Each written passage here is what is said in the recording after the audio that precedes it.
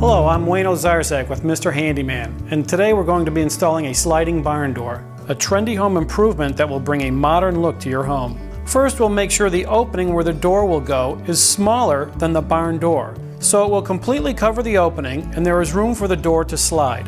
Make sure there are no items in the way of the door path. Whether it is a wall light, door trim, or a floor vent, make sure you have clearance. Mark the position on the wall where the track will go. Make sure the mounting bolts will go into a header or wall studs. Attach door stops to rails and mount to the wall with spacers. Cut a kerf or groove in the bottom of each door to receive the floor guide.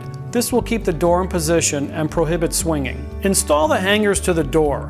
Then mount the doors on the rails. Adjust the door stoppers to the desired position.